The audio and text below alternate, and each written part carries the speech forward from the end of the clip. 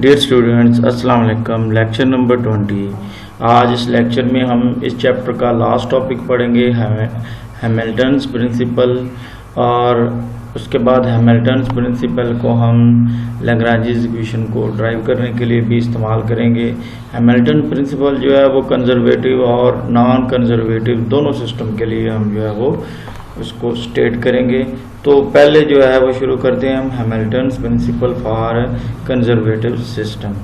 अब of all possible paths between two points along which a dynamical system में move from one point to another within a given time interval from t1 to t2। अब अगर मैं बात करूं तो कहता है कि अगर आपके पास दो पॉइंट हैं, ये वाले लेट्स सपोज हम कहते हैं जी ये दो पॉइंट हैं। एक पॉइंट को मैं अगर लेट्स सपोज ए कह दूं, दूसरे पॉइंट को मैं बी कह दूं, तो कहता है ऑफ ऑल पॉसिबल पाथ। अब इनके दरमियान एक पॉसिबल पाथ तो ये है कि ये जो शॉर्टेस्ट डिस्टेंस होगा। दूसरी पॉसिबिलिटी है वो ये इस तरह की होगी। तीसरी पॉसिबिलिटी है वो पाथ जो है वो इस तरह का हो सकता है। तो चौथी पॉसिबिलिटी ये है कि वो पाथ कुछ ऐसा हो। तो ये जो बात कर रहा है कि of all possible path between two points, उसका मतलब ये है along which a dynamical system may move from one point to another point in a given time interval t1 to t2। Let's suppose ये पॉइंट ये जो है इस पे टाइम जो है वो t1 है और इस पे जो टाइम है वो t2 है। तो the actual path followed by the system is the one which minimizes the line integral of Lagrangian। ये वाला जो इंटेग्रल है इसको लाइन इंटेग्रल कहते हैं। और ये लाइन, चूंकि हम यहाँ पे इंटीग्रेंड जो है वो लैग्रांजियन फंक्शन है, इसलिए इसको लाइन इंटेग्रल ऑफ लैग्रांजियन कह रहे हैं। इसी बात को हम जो है वो यहाँ पे इस तरह डिस्क्राइब कर सकते हैं कि the motion of dynamical system from t1 to t2 is such that the line integral is extremum for actual path। अब एक्सट्रीमम जो क्या होगा, लाइन इंटेग्रल की एक्सट्रीमम वैल्यू कहाँ पे होगी?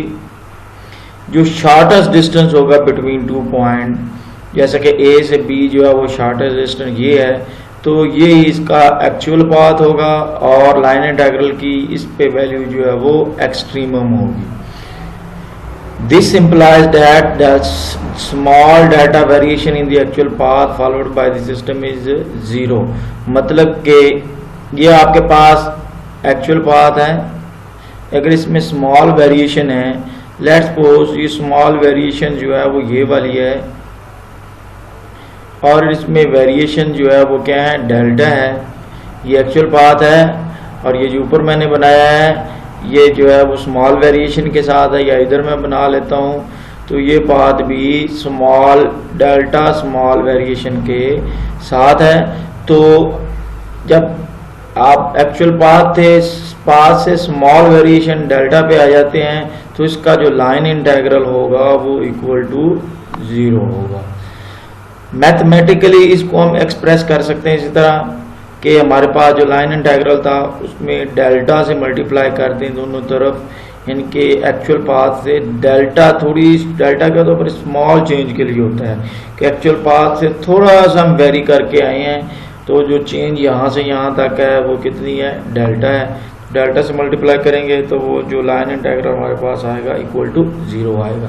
अब इसमें जो क्वांटिटी s है, इस क्वांटिटी s को हैमिल्टन्स प्रिंसिपल फंक्शन कहते हैं।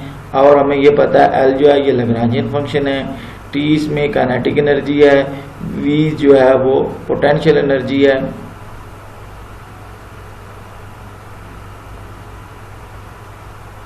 और इक्वेशन 2 में ये जो डेल्टा है, ये डेल्टा जो है वो वेरिएशन सिंबल है।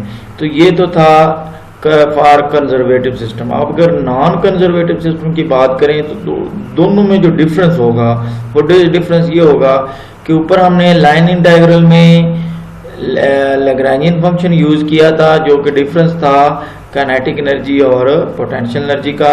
जब आप नॉन कंजर्वेटिव की बात करेंगे तो काइनेटिक एनर्जी और वर्क डन का सम होगा। तो ये दोनों में बस डिफरेंस है कि यहाँ पे ऊपर जो है वो लैग्रेंजियन फंक्शन का लाइन इंटीग्रल है, यानी कि लैग्रेंजियन फंक्शन क्या है, काइनेटिक एनर्जी और पोटेंशियल एनर्जी का डिफरेंस है। जबकि जो नॉन कंजर्वेटिव सिस्टम के लिए जो है वो क्या डिफरेंस है, काइनेटिक एनर्जी और वर्क डन का सम है, बाकी जो है वो सेम है। तो यहाँ पे भी आप देख सकते हैं इसका ये लाइन इंटीग्रल जो है इस तरह डिफाइन किया गया है। अगर आप डेल्टा से मल्टीप्लाई करेंगे यानी कि पाथ में, एक्चुअल पाथ में डेल्टा वेरिएशंस आएंगी तो वो इक्वल टू 0 होगा। तो ये जो है हैमिल्टन्स प्रिंसिपल है। अब इस हैमिल्टन्स प्रिंसिपल को हम यूज करेंगे लैग्रेंजियन इक्वेशन को ड्राइव करने के लिए। तो चलते हैं, प्रोसीड करते हैं। The Lagrangian L is a function of generalised coordinates क्यूकेस, generalised velocities and time t। ये हमें पता है कि लैग्रेंजियन जो है वो जनरलाइज्ड कोऑर्डिनेट, जनरलाइज्ड वेलोसिटीज और टाइम का फंक्शन है। अगर हम ये अज्यूम कर लें कि जो लैग्रेंजियन है वो एक्सप्लिसिटली टाइम पे डिपेंड नहीं कर रहा, तो फिर जो डेल्टा L वेरिएशंस होंगी उसको हम फिर इक्वेशन नंबर 6 में जैसे लिखा हुआ है इसको ऐसे लिख सकते हैं डेल्टा L। तो ये इक्वेशन नंबर 6 आ गई। अब अगर इक्वेशन नंबर 6 को दोनों तरफ जो है वो मैं इंटीग्रेट करूंगा with respect to time t from t1 to t2, तो मेरे पास जो है वो ये इक्वेशन आ जाएगी। अब इस इक्वेशन को मैं सिंप्लीफाई करूंगा, तो सिंप्लीफाई करने के बाद जो है यहाँ पे डेल्टा जो है वो बाहर आ जाएगा और इसकी जो लेफ्ट साइड है आप देख सकते हैं यहाँ पे हैमिल्टन प्रिंसिपल लगाएंगे तो ये जो है वो इक्वल टू 0 होता है। तो ये इसको हम इक्वेशन नंबर 8 की फॉर्म में लिख लेते हैं। अब हम ये जो इस इक्वेशन नंबर 8 का ये जो सेकंड पार्ट है इसको कंसीडर करते हैं और इस पर इंटीग्रेशन बाय पार्ट्स लगाते हैं।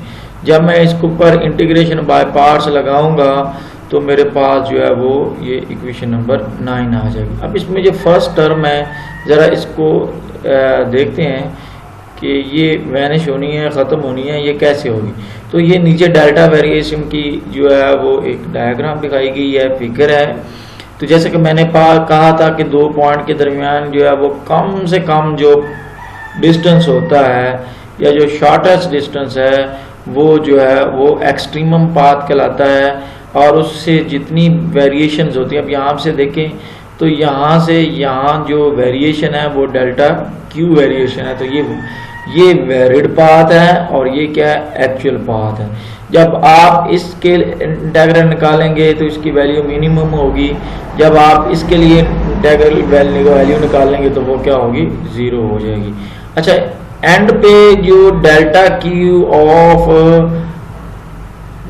क्यू के ऑफ t1 है ये भी 0 है और delta Q K of t2 ये भी 0, यानी कि विद रिस्पेक्ट टू टाइम जो है वो इसके पाथ के एंड पॉइंट पे वेरिएशन जो है वो 0 होगी। अब इसी चीज़ को हम यहाँ पे यूज़ करेंगे और इसको चीज़ को हमने यहाँ पे लिखा भी है। ये हमारा टाइम इंटरवल है t1 से t2 जो है, ठीक है।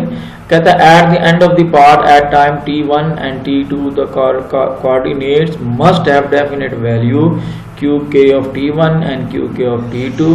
अब वो वैल्यू क्या होंगी, जैसे ऊपर मैंने डिस्कस किया है कि delta Q K of t1 और delta Q K of t2 ये दोनों जो है वो इक्वल टू 0, यानी इन पॉइंट पे जो वेरिएशन होगी, जो कोऑर्डिनेट्स में जो उसकी पोजीशन में जो चेंज होगा वो क्या होगा, 0 होगा विद रिस्पेक्ट टू टाइम। अब अगर इस चीज़ को मैं यूटिलाइज करूँ, यानी कि ये वाला पार्ट जो हमने कंसीडर किया था, अब अगर मैं लिमिट लगा दूँ तो अब क्योंकि ये भी इक्वल टू 0 है, ये भी इक्वल टू 0, ये 0 हो गया तो ये सारा जो है वो किसके इक्वल आ जाएगा, ये सारी टर्म जो है वो 0 के इक्वल आ जाएगी। अब अगर इक्वेशन नंबर 10 को मैं 9 में यूज़ करूँ, यानी कि इसमें ये वाला पार्ट जो है वो कट होके 0 हो जाएगा तो हमारे पास ये वाला पार्ट बचेगा। तो आपके पास जो है वो इक्वेशन नंबर जब 10 को 9 में यूज़ करेंगे इक्वेशन नंबर 11 आ जाएगी। अब आपने क्या करना है, इक्वेशन नंबर 8 में ये वाली चीज़ है, और जो यहाँ पे इक्वेशन नंबर 8 है इस जगह पे उसकी वैल्यू पुट करना है। जब मैं इसकी जगह पे वैल्यू पुट करूँगा इक्वेशन नंबर 11 को 8 में, तो मेरे पास इक्वेशन नंबर 12 आ जाएगी। अब इस इक्वेशन नंबर 12 को सिंप्लीफाई करूँगा, सुमेशन और इंटेग्रल ये सारा बाहर आ जाएगा। अब चूंकि यहाँ पे डेल्टा क्यू जो यानी कि जो चेंज होता है ना उसके कोऑर्डिनेट कोऑर्डिनेट में वो ज़ीरो नहीं होता, क्योंकि ये दो चीज़ों की प्रोडक्ट जो है वो इक्वल टू ज़ीरो है। यानी कि एक प्रोडक्ट ये चीज़ है और दूसरी जो है वो ये चीज़ है। तो अब ये टर्म तो ज़ीरो नहीं हो सकती, तो दूसरी पॉसिबिलिटी क्या है, यही ज़ीरो है। तो अब यही इक्वेशन नंबर जो 13 है इसको हम लैग्रेंजियस इक्वेशन ऑफ मोशन कहते हैं। और यहाँ पे के जो है वो 1 2 सो ऑन n तक जी क्या है, ये जनरलाइज कोऑर्डिनेट है। तो ये था आज का लेक्चर। इस लेक्चर में हमने Hamilton principle for conservative, non conservative और फिर हैमिल्टन प्रिंसिपल को यूज़ करके हमने लैग्रेंजियस इक्वेशन ऑफ मोशन को ड्राइव किया था। तो इस तरह ये चैप्टर जो है वो ख़त्म हो गया है और आपको जो है वो असाइनमेंट दी जाएगी सॉल्व करने के लिए। अल्लाह हाफ़िज़।